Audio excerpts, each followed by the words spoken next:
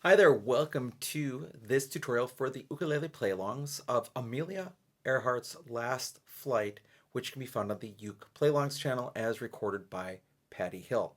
What we're going to do in this video is first of all talk about the chords need for GCEA soprano concert tenor ukulele, then we'll talk about the chords need for baritone DGBE ukulele, and then we'll talk about strumming. If you want to support the work on this channel, there are three things you can do. First of all, you can like the video. Second, you can subscribe to the channel you're watching and its sister channels. So the UkePlayAlongs channel and the UkeStuff channel. And third, you can always buy me a cup of coffee to say thank you for making this content at www.buymeacoffee.com/UkeStuff. This is a traditional bluegrass song. It may not be a song that you know, but where I live, the ukulele players play a lot of bluegrass music. There's a lot of connections to the bluegrass community here, and this is one of the songs that they sing in their common jams.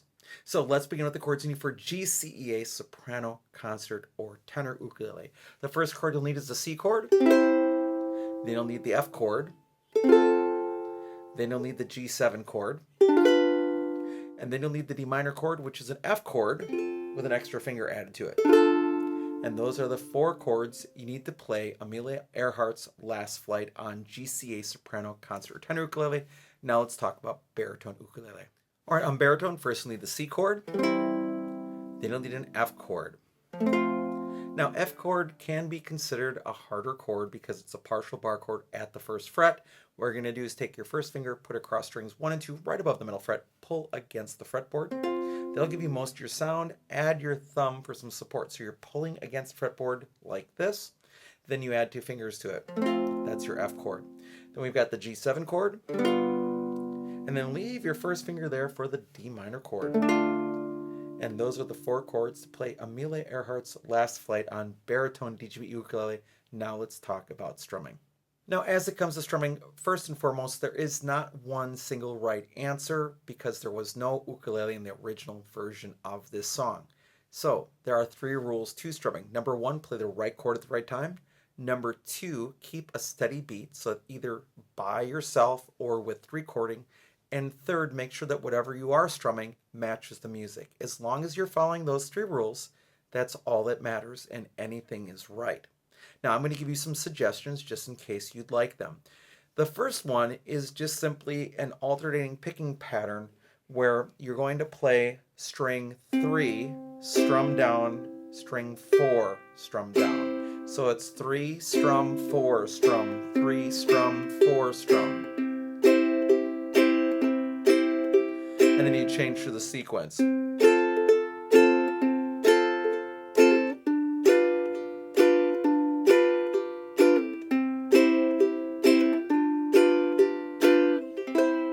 So that would work really well, and that's with re-entrant ukulele. I'm pulling up a different ukulele here. This is a linear ukulele, and when you play linear, you may want to flip it around so that you're actually playing string 4, strum, 3, strum, 4, strum, 3, strum, because then you're going lower to higher. So that might work. So something like this. And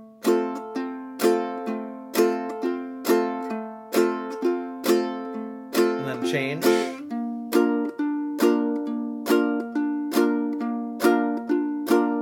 And then change.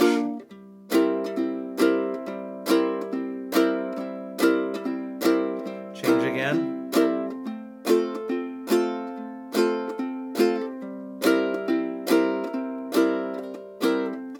Kind of lost the sequencer at the end. But you may want to on a linear. Otherwise, you can still do 3, 4 like this.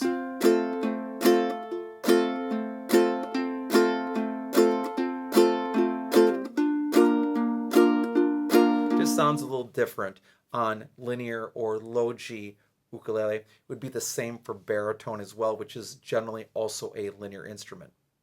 Now there's one other pattern switch that I want to share with you, which is just a slight change. So if you were playing 3, 4, 3, 4, and again, I'm plucking with my thumb here generally, and then thumb, strum, thumb. But if you didn't want to just go pick, strum, you can also go.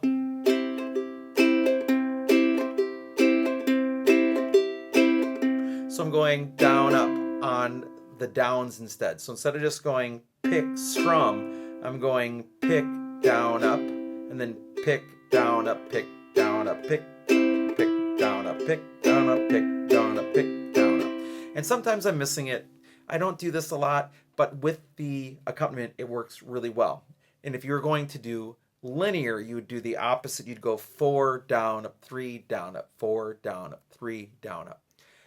Both of those strumming patterns work really well with this song. So with those strumming patterns and with those chords, that's all you need to do to be successful on Amelia Earhart's Last Flight as recorded by Patty Hill.